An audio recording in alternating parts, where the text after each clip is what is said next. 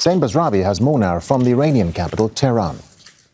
What state media news outlets are reporting is that an oil tanker that belongs to Iran's state oil company suffered some sort of explosion. It was in the waters approximately 100 kilometers, about 60 miles off the coast of the port of Jeddah in the Red Sea. That's what we're hearing at the moment. Details are still coming in. We don't know if there were any injuries. We don't know if who was on board or what that vessel was doing, where it was headed. That information is still coming in. What we do know is that this comes in a very difficult year in the waters of this region. We've seen several flashpoints come up, not just between Iran and the United States, but Iran and Saudi Arabia and allies like the UAE in May and July of this year.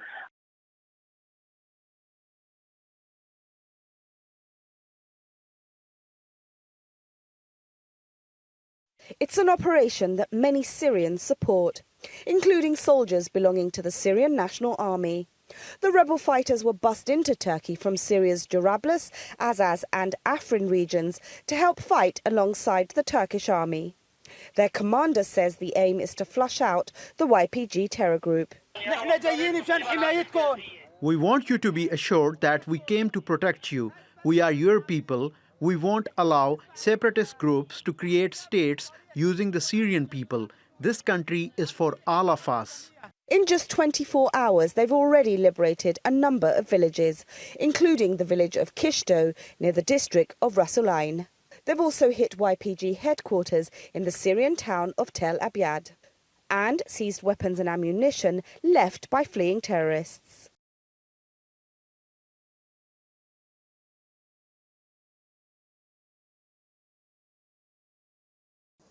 Well, the Nobel Prize Committee has announced the winner of this year's Peace Prize. The 100th prize has been awarded to Ethiopian Prime Minister Abiy Ahmed for his peace efforts with neighboring Eritrea. The African countries signed a peace deal last year, ending 2 decades of conflict between them.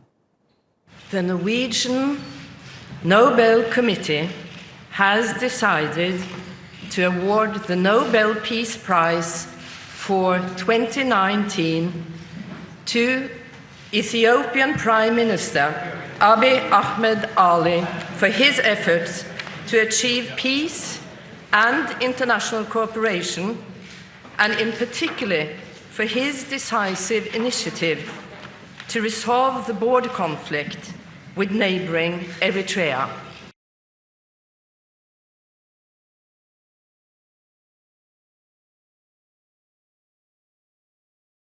It's another night of demonstrations in Hong Kong. Activists have been protesting at malls across the city. Tonight, hundreds are rallying in Tsim Sha Tsui amid a heavy police presence. Well, groups are gathered near the police station on Nathan Road as well as near Star Ferry and Canton Road.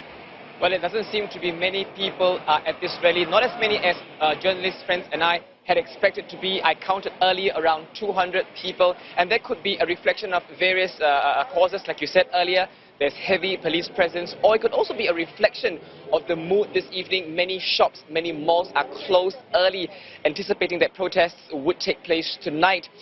Today, of course, is World Sight Day, and this is a yearly event when there's attention and awareness brought to blindness, but people here, protesters here, are using this platform to remind one another that 2 women in the protests have been hurt in the eye, and this is supposedly by police who fired either rubber or sponge bullets.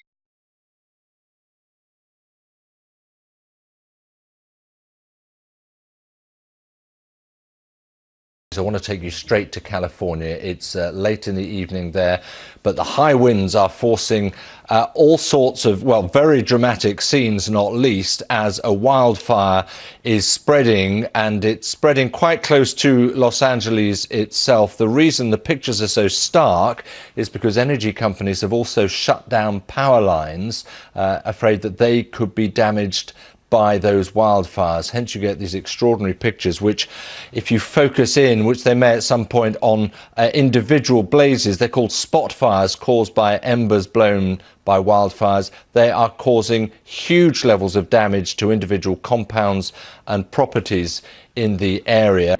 California ablaze, homes and holiday trailers engulfed in flames. The sight of air tankers tackling fires is increasingly common in this part of America, something the authorities had tried to prevent. With strong winds forecast, Pacific Gas and Electric, the state's biggest energy company, cut power to hundreds of thousands of homes.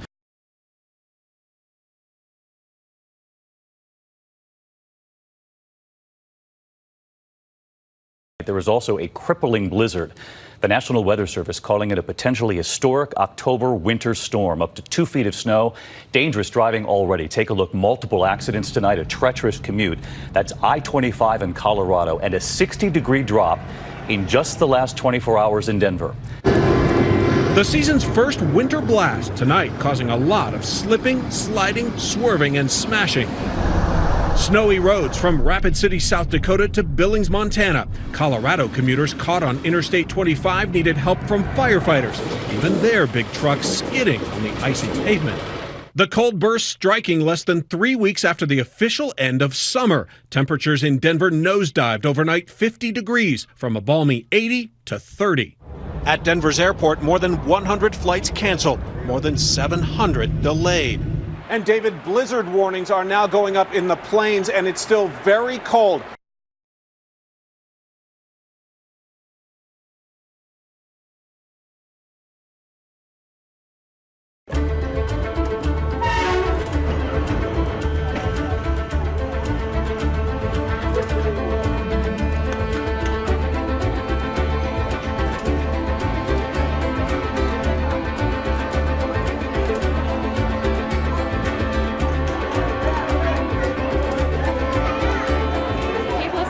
Surely not to jump in front of the train. I can see some people getting too invested in taking a photo or a Snapchat and standing too close, but they're the risk you're willing to take.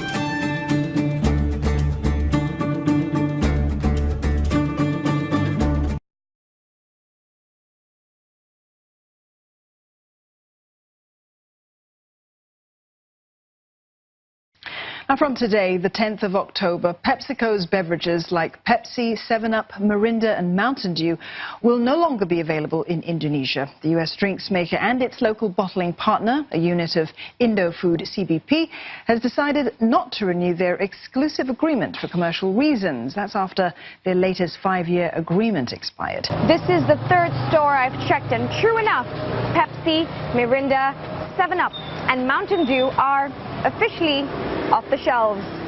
What I did see instead were Coke, Sprite and Fanta, brands belonging to PepsiCo's rival, the Coca-Cola Company.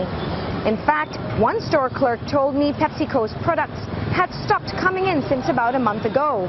But it wasn't a problem, he said, because customers looked for Coke and Sprite to get their soda fix when they couldn't see Pepsi and 7-Up.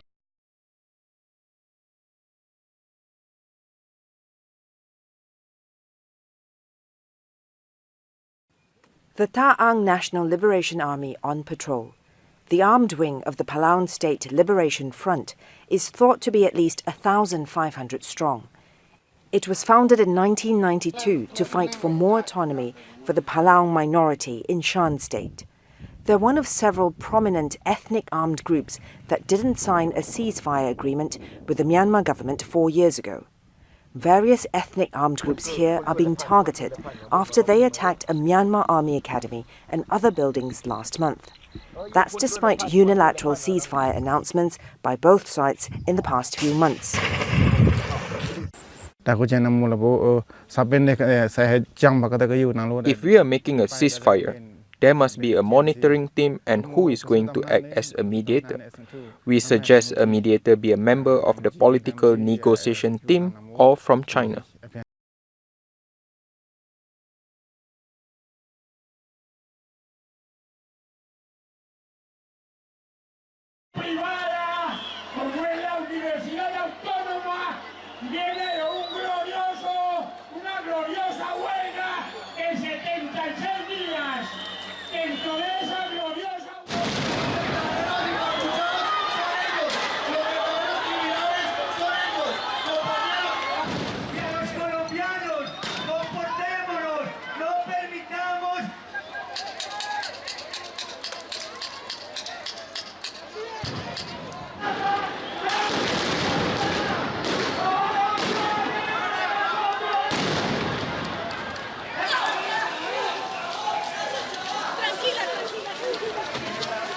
¡Hecho, Manolo!